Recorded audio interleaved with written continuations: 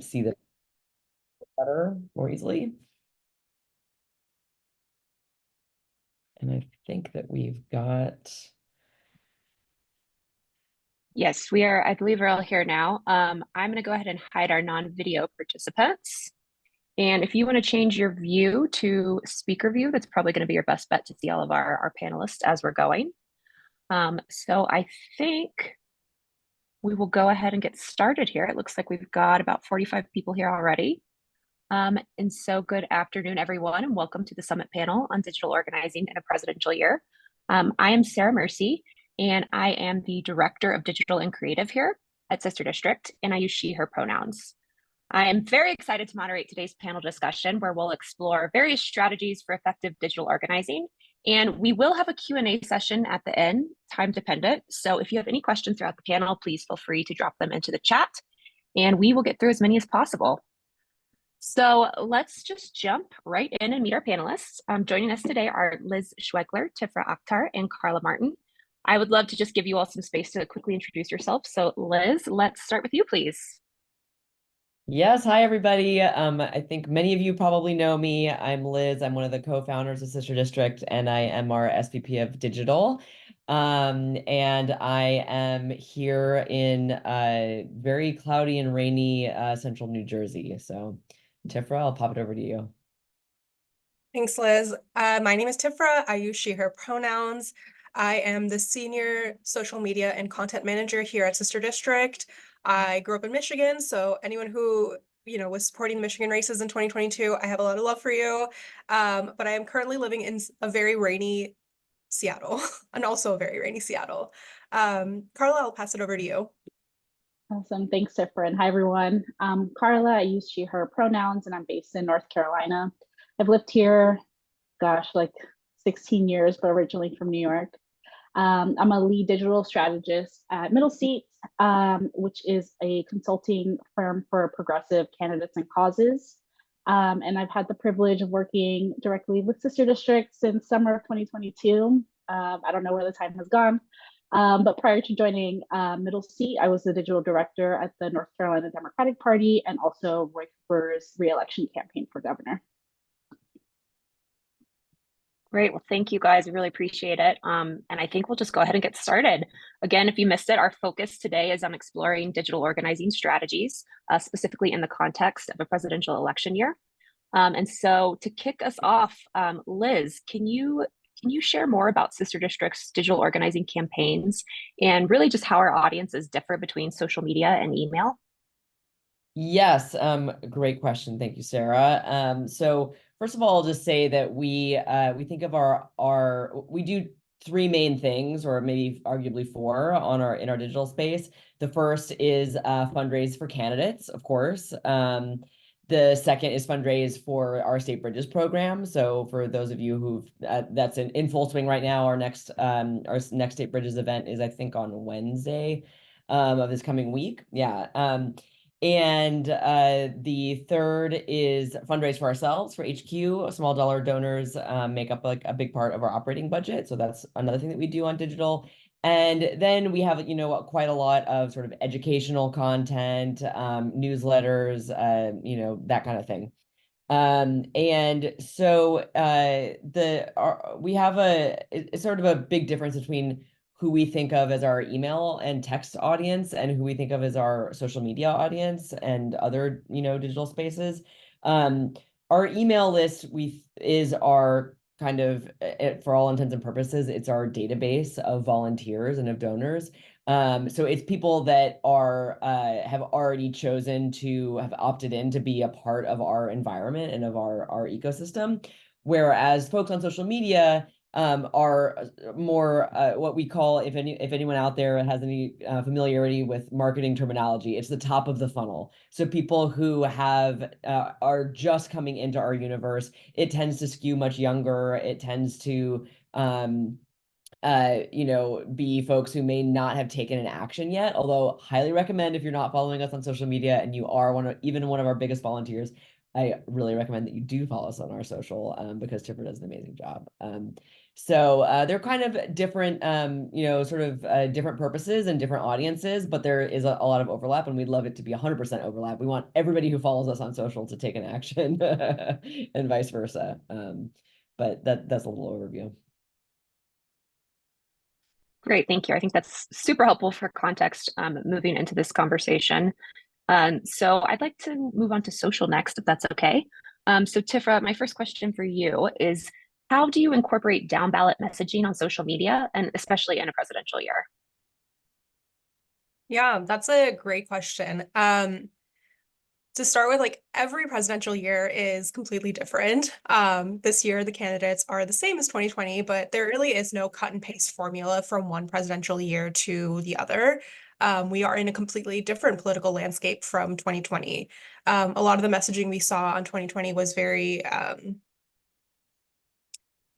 we were all really panicked and really worried about a second Trump presidency. And while we still are, something that is unique right now is that we are in a blue wave when it comes to down ballot races.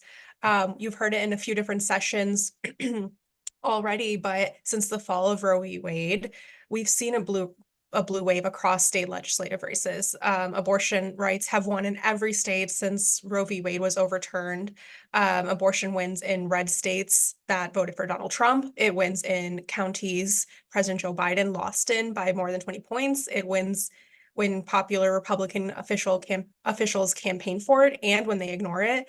And it wins even when the outcome has no immediate effect on abortion access, like we saw in Virginia this year.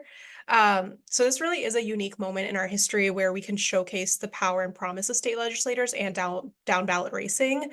So we should be talking about that blue wave. We should be talking about our successes that we've had since 2022 and 2023. And something I know I've been focusing a lot on our social media is also talking about the issues. Abortion is a winning issue. So if you are on your social media, you should be talking about abortion this year because it is going to be playing a huge role in the 2024 elections. It's going to be playing a huge role. Another thing you can focus on is different issues that you're seeing win on a state ledge level. Federal minimum wage has been stagnant for years to the point where it's pretty unlivable in most of the country. Whereas when the clocks turned to 2024, January 1st, 2024, nearly half the states across the country has raised minimum wage. Those type of wins are really, really important to showcase because it shows what can happen when we invest in state legislators, what can happen when we vote down ballot. We can also, talk about issues of a blue state versus a red state. In blue states across the country, you're seeing them becoming trans refuge states. So Minnesota, which recently got its blue trifecta, it became a trans refuge state. So folks who need trans healthcare can go to Minnesota, whereas you see red legislators passing horrible legislation that persecutes young trans children who simply just want to play sports and want to be part of a sports team.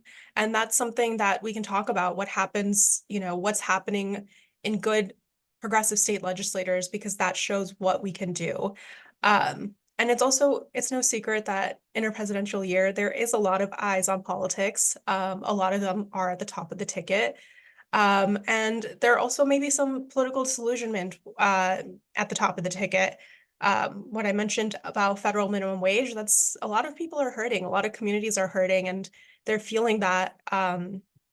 But we also don't have to fall into this binary belief that if someone's voting down ballot, that's gonna, they're all the same voters. If they vote down ballot, they have the same ballot as those who are at the top of the ticket. So voting down ballot is extremely important this year. Like Gabby said, it seems like we're going to be hopefully continuing this blue wave, and I think messaging the issues, messaging the power and the promise of states this year is going to be very, very critical as people are looking into November. That's really great to hear. I think it's so hard as an activist and working in state legislature year after year. It feels like a drop in the bucket sometimes. So to hear you talk about our successes, and especially minimum wage and trans rights and abortion being on the ballot, It's really inspiring. The other thing that really stuck out to me that you said is that this is the moment this year in a presidential year where we can really showcase the power of down ballot voting. And I'm super curious to see how that translates to email. So, Carla, could you walk us through what you would recommend for the anatomy of a grassroots email program and really how to effectively make those asks and calls to action? Absolutely. Thanks, Sarah. I'd like to start off by talking about three elements. One, like our approach to email, cadence, which is like how frequently you should be emailing, and also creating a strong theory of change. So like incorporating everything that like Tifra just said, and really crafting like a strong email program. So first, in our approach to email, especially at Middle Seat, is that email lists aren't just tools to raise money, though we can raise, you know, a lot of money and a lot of the resources that we need to create the change that we want to see. But the folks who make up our email list are the same people that make up our movement, and our movement gives us power. So with that in mind, our goal is to inspire people, help them accomplish something together. In this case, being building progressive power in states across the country, and also keep our movement going for the long term. And that means avoiding scammy tactics, turn and burn tactics, and really treating folks on our list with respect. You know, the folks that are on our list signed up to be there, and we want to keep them there, and also provide actions that will actually create change that we want to see. And regarding cadence or frequency, I don't believe that we should email for the sake of emailing if we don't have anything to, you know, important or salient to say. I don't think that we need to like just email, but we should communicate with our email list regularly. You know, again, folks signed up to hear from us, and they want to take action. So, you know, whether that's once a week, a couple of times a month, or even more, emailing regularly will keep our list active, engaged, and also out of spam folders, because we're creating a strong reputation with folks like Gmail and other domain groups that want to see, you know, a regular cadence. And then lastly, no matter what we're emailing on, we should always include a strong theory of change. Basically, that means ensuring that the reader understands that the action that they're taking, the action that you're asking them to take, will actually impact the change that we want to see. So a strong theory of change, you know, explains again, what is the change we want to see, what we can do to achieve that change, why we should take action, and why we should take action right now. Awesome. That's super helpful to hear. I've the theory of change part specifically. I think we don't use that term enough. So thank you very much for explaining the approach to framing an email. But now I'm really curious about how do we make the ask an email? Specifically, how do you format the call to action? Great question. So thinking through, you know, your CTA or your ask, I have like a rule of thumb of, you know, what are the needs, what are our needs right now, and what's the best action someone can take. That could be, you know, asking for a donation. That could be asking for someone's time, whether that's, you know, through signing up for a volunteership, attending an event, or amplifying something on social media. Any range of those are great, but I would tie it to something that can make an impact now. And then when putting your email together, you know, you have what you want to email on, you have your theory of change, and you have your CTA. I would think about making your email as skimmable as possible. Unfortunately, folks don't read every single thing that we write in an email. Usually they give an email a quick skim, maybe they stay on it for 3 seconds, maybe more. So be concise. A good format would be like starting with your hook, explaining the problem or the challenge, explaining your theory of change, and then having your ask.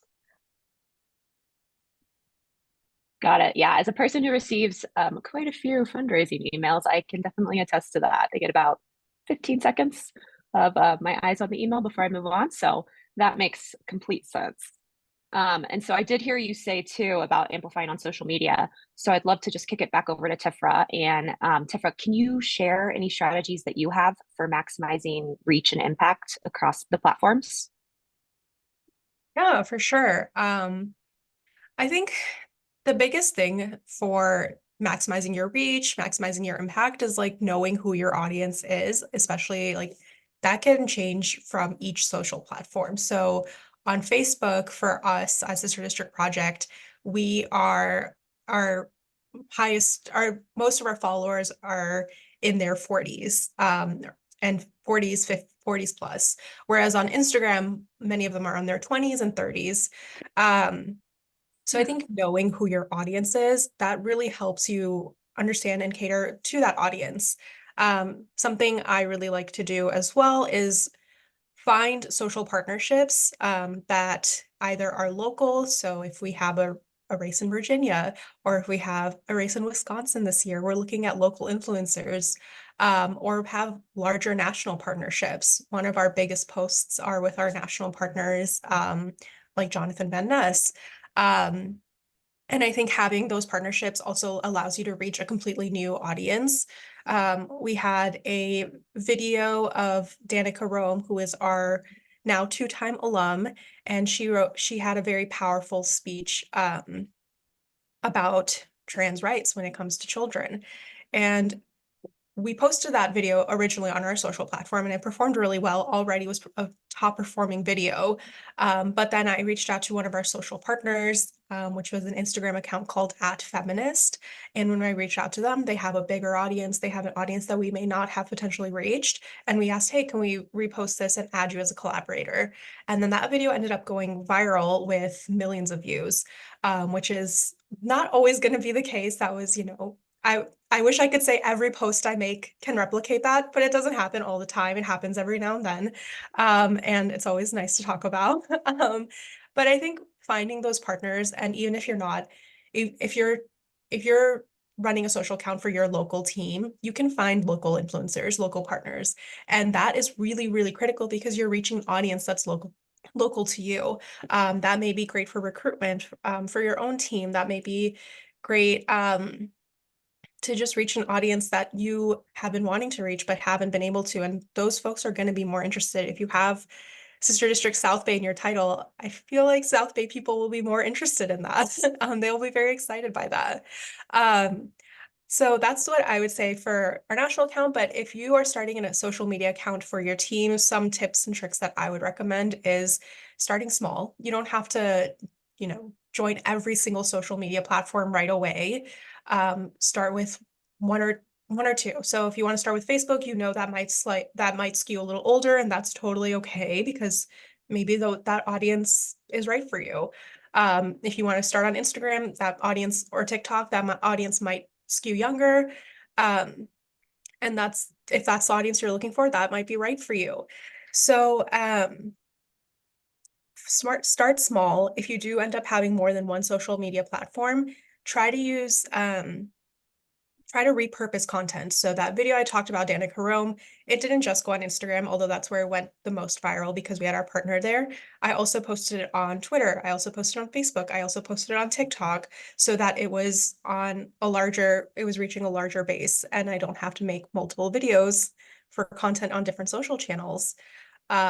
And then my last piece of advice for maximizing reach and impact on social media is be consistent. The algorithm loves consistency. If you're posting once a month, it's not, I mean, each social media platform has a different algorithm, but consistency is going to be the biggest thing. It's how your followers are going to recognize you. They're going to see your logo. They're going to see your posts. They're going to get to know you. It's going to help others recognize you, especially there's people who may not even follow you, but once you're posting pretty consistently, it might just come up on their dashboard multiple times, and that's how they start to know you, and that's how you might get a follow. So being consistent is truly the biggest piece of advice I can give. And my last plug is that Sarah, who is, facilitating this panel, Sarah has also made a bunch of different templates for sister district teams. Templates about 2024, about elections, about Virginia, about different states, and is going to continue making them this year. That will be available. So if you are not on our Canva account, feel free to contact your organizing manager to be added to your Canva account. So then that way you can have access to those templates. So if you're ever like, what do I post about? You can access that Canva account and download templates and like customize it for your team as well. I'm also going to drop in a link in the chat of a website that has a bunch of GIFs and posts and that are political. We use it sometimes, but if you're, again, racking your mind, what do I post? How do I be consistent? You can go on this website, you can download some of their GIFs and you can post it on your social media just to make sure you are posting regularly. And that might also give you some folks to some inspiration. Awesome. Thank you. And thank you for the Canva plug too. Yes, everyone, we're going to be trying to double or triple the amount of templates that we have available right now before race rollout. So we're really excited about that. But I'm not very good at social media, so I love hearing all of that, Tifra. It's super helpful. Specifically the consistency part. I know that's important. I know we do that across the email platform too, but it's really interesting what you were saying about the different audiences, different age groups. So I'm curious, when we talk about the email list, obviously we don't really segment by age. So Carla, what strategies have you learned work particularly well for Sister District? Yeah, that's a great question. First, I do want to share that the Sister District email list is extremely engaged. I work with a lot of organizations and campaigns, and month after month, we continue to see a lot of energy, a lot of folks, really excited about the work, which is really impressive and exciting to see. As far as strategies or topics or tactics that have worked really well. Candidate fundraising, of course, I think that's where we see a lot of energy. Also the State Bridges program as well. Countdowns to important dates, election day, fundraising deadlines. I think one thing that is really great about Sister District is not creating, fake deadlines, and really being, being respectful of the list. I think then when we do have deadlines like, internal fundraising deadlines or candidate fundraising deadlines, folks are really receptive to that. Big moments, Dobbs, the Wisconsin special election, are crucial. I'd also say like newsy topics. So one tip would be, setting Google alerts for the particular states or races. We're working on this year and seeing if there's news coming out of a particular state that would be helpful to email on.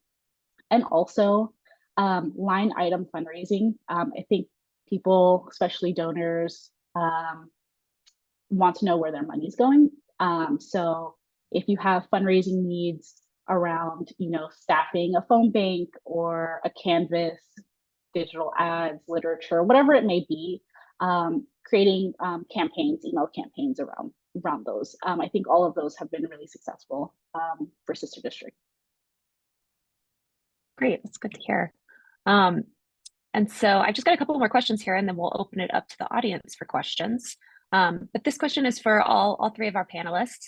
I know we've been talking a lot about down ballot races, but in a year where there's just such intense focus on the presidential election, especially now that we have the official rematch, how do you ensure that those down ballot races are receiving adequate attention through digital organizing efforts? And Liz, do you maybe want to go first? Yeah, I'll jump in. So I think a really big thing is, like Carla was just saying, the more that you can capitalize on existing energy, the better. For those of you who have already started engaging your team lists or your team social media and so forth, you probably noticed, I hope you've noticed that there's already been more engagement and more interest in taking action in 2024 just because it's a presidential year and like here we are again. And so, you know, I think that like Tifra has already mentioned, staying consistent with contacting your portion of our list and making sure that folks know like we are a place to take action. We've got a lot going on, you know, and we are here when you're ready to take action. So like sometimes, you know, people may need to be asked quite a few times to donate or to get on a phone bank or to, you know, do whatever it is that we want them to do. But they're on our lists and they're engaged with our ecosystem because they want to be here. Like this is not, you know, like I don't know, name your least favorite class in school. Like this is people are here because they want to be here. They want to be effective. They want to do all this stuff. So like don't feel bashful about asking them and providing that space. And you know, I think that like a lot of times when there is a big moment that happens, like Dobbs or even like smaller moments, you know, it galvanizes people and they find the energy and their time and their schedule because they you know care so much. So yeah, definitely I hope that everybody is already starting to see that that folks are excited about getting involved or re-engaging this year. Carla or Tifra, are either of you called to I can jump in. I want to echo everything that Liz said. Just to add on the email front too, and kind of piggybacking off what you said too, is that the folks on our list, they don't need like persuading. I think they understand the stakes and have, you know, made the connection that, you know, driving up turnout down ballot helps top of the ticket, and also regardless what happens at the top of the ticket, you know, our down ballot candidates, especially state legislators, are going to be our line of defense. So just providing as many opportunities for folks to take action as possible, I think is the best way to keep folks engaged on those down ballot races. Thanks, Carla. The one thing I want to mention, and just building off of what Liz had said about rapid response, that is so, so critical when it comes to social media. And I think all of digital is time is really of the essence. When something is big on the news, you want your organization, you want your team to also be at the forefront of that news. So because social media is so rapidly like moving so fast, something I will do in prep for like these rapid response moments, I have like a little document for myself where I'll have statements that Sister District has previously used, or statements that I've previously used that I really liked, or like maybe things I've seen others use that I was really like. So it'll be a list of like abortion access and messaging. It'll be a list of, or it'll on the list, it'll be like gun safety and messaging, you know, quotes that I've seen that I've used or we've used.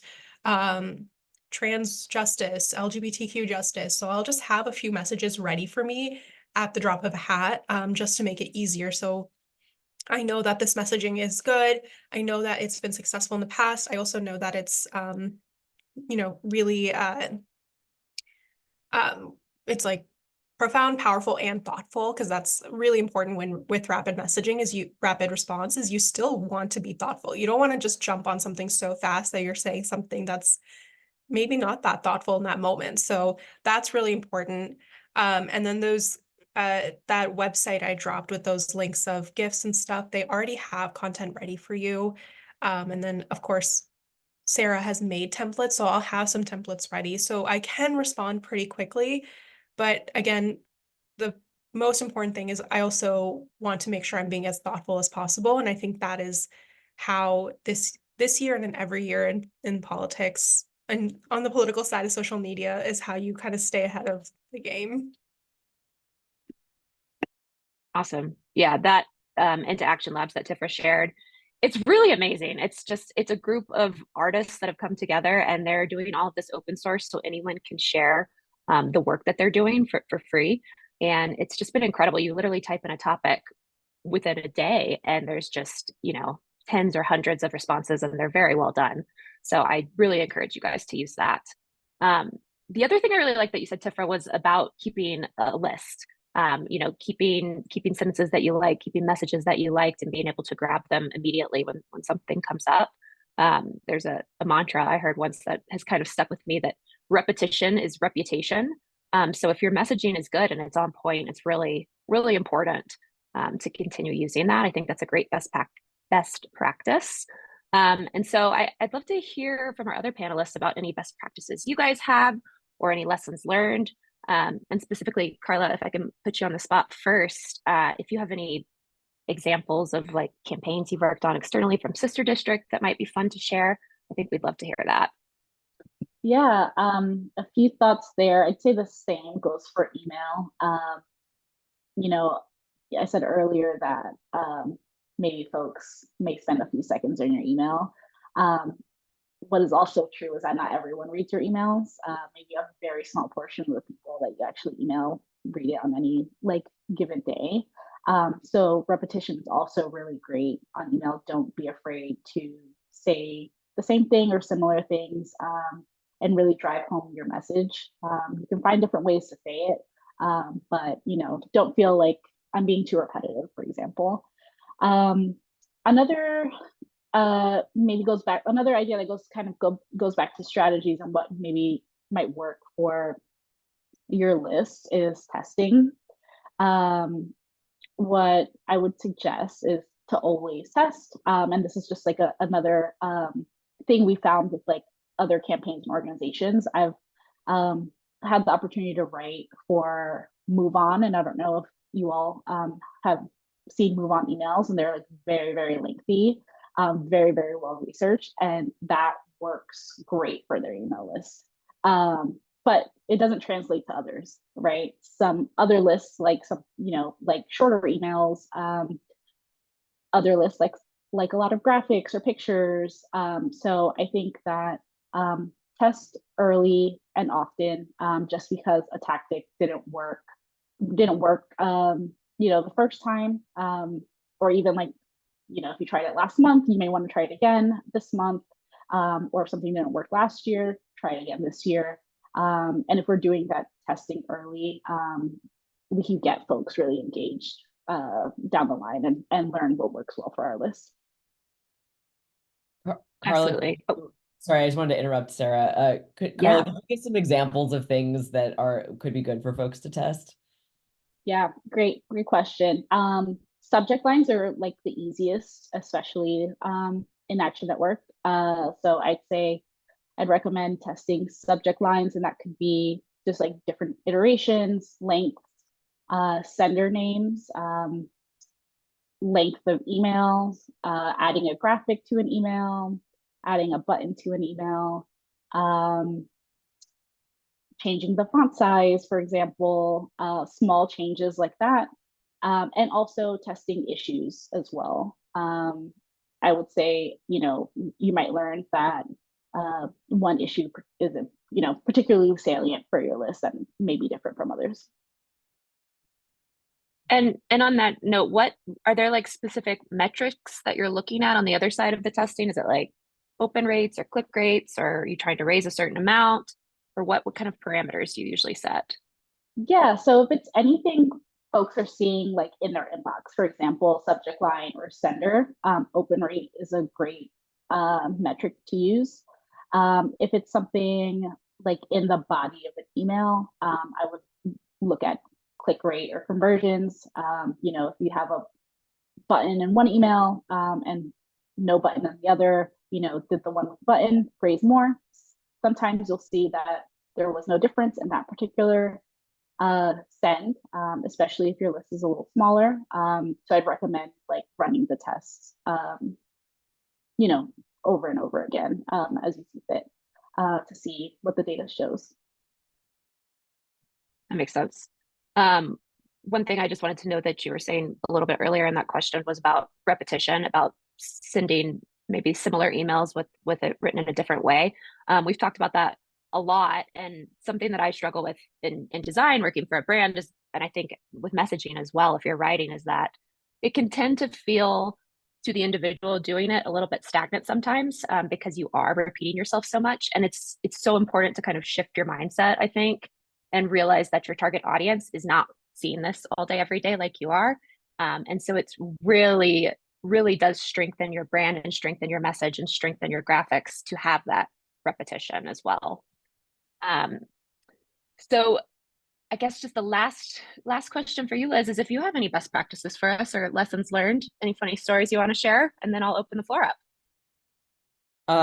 Oh gosh, I think that this is my second presidential cycle here at Sister District, and my 8th year. Oh gosh. Or 7th year, I guess. And what I can say is that, so I've been working with our audience specifically for a really long time.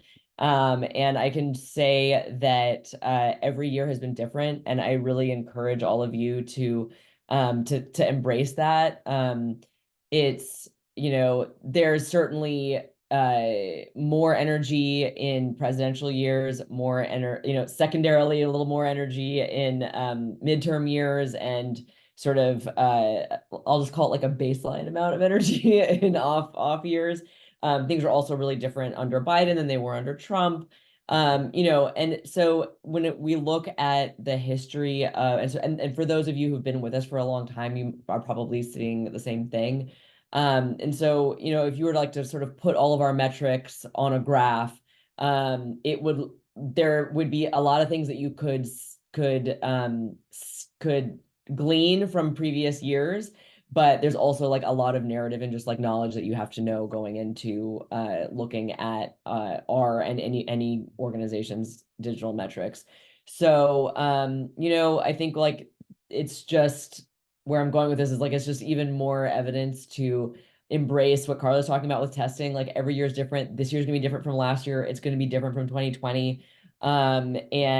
Just see what works and be ready to change, and be ready to lean into things that you are surprising that end up working better than you thought they would, and to let go of things that like you really, really wanted to work, but they're just not working, which is hard to do, but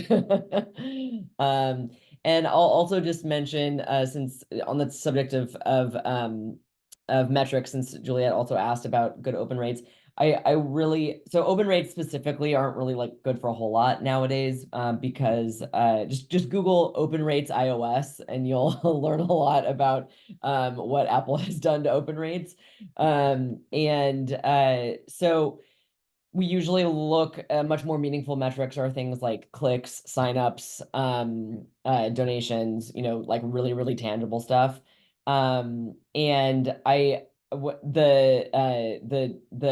analogy I always give is that I know if you were let's say you're sending out an email to 300 people, if you were inviting 300 people to your birthday party and only 20 showed up, you would think you didn't have a lot of friends. But that is not what your email list is. Your email list is not a reflection of your actual friend group. Your email list is a reflection of like a group of people who are kind of interested or very interested in Sister District actions. And at any given time, only a very small portion of them are going to take an action from that specific email. And that is not something to worry about. If you have a click rate of like 3%, 1.5%, that's still really, really good. Like I said, if only 1.5% of your birthday party invitees showed up, that would feel bad. That is not what digital is. So just, really, and the other things that you want to look out for even more so than driving those rates up is the rates of like unsubscribes, complaints, spam, that sort of thing. You want that to stay really, really low. So yeah, I think we do have what, 6 minutes. Yeah. Well, I think if 300 people showed up to my birthday party, I would be terrified. So thank goodness for that. Yes, so we have, let's call it 5 or 6 minutes for questions. So if you guys want to drop anything in the chat for our panelists, we'll see if we can get through a few.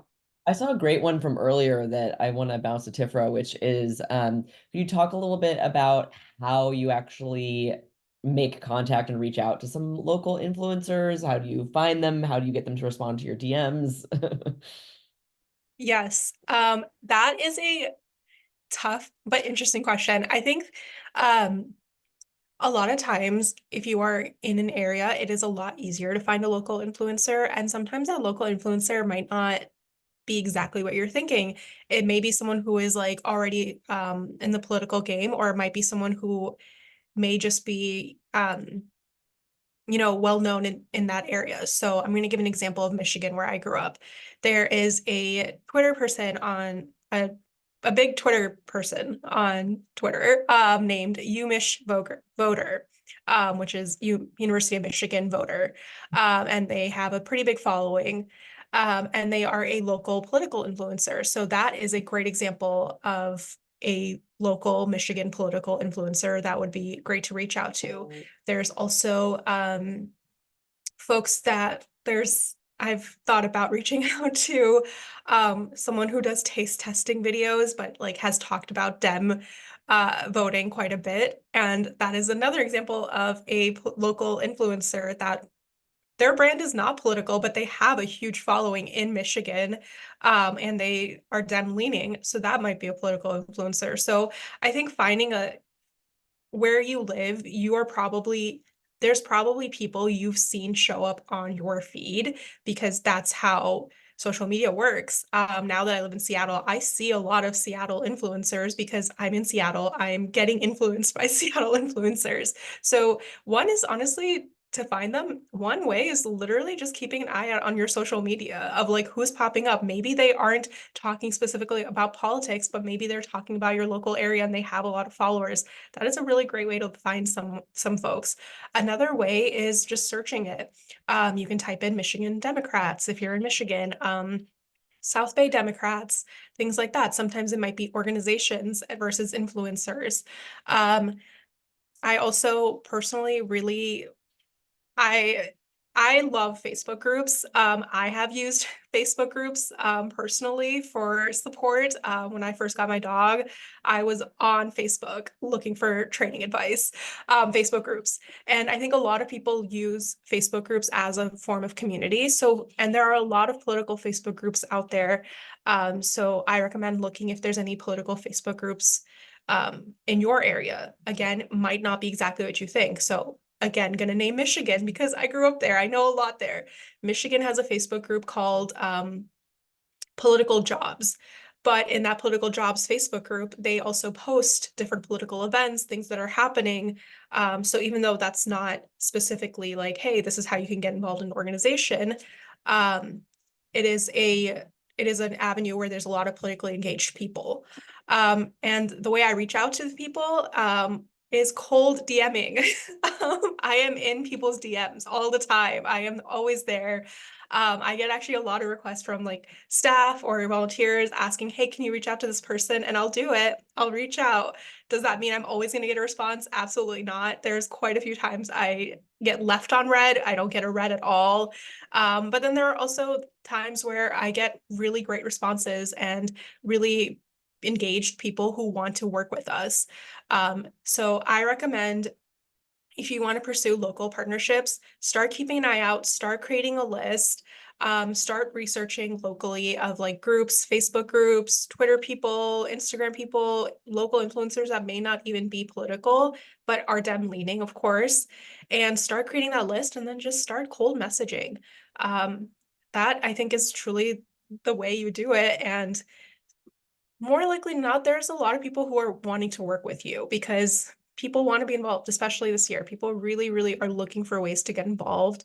And you're offering them a really great way to get involved too. So you have a lot to offer them, is what I'm saying. All right. So what I heard was don't be afraid of DMs. I love that for you, Tefra. Also, I can really personally attribute to Instagram's algorithm. I know I already told you guys I was not that good at social media, but I looked at one sourdough starter post one time, and now my entire feed is about sourdough. So it works. So I think we just have about 30 seconds left here. I just wanted to highlight our key takeaways again really quickly. I heard the importance of tailored messaging, making sure to maintain consistency, understanding your audience, and making sure to align all of your actions with broader goals. And that goes for both social media and email. So I just wanted to say thank you again to all of our panelists. Thank you so much for being here and for your insights and your expertise. And I believe that is it for us. We've got a 5-minute break after this. So enjoy, and then we'll be back at 35 after.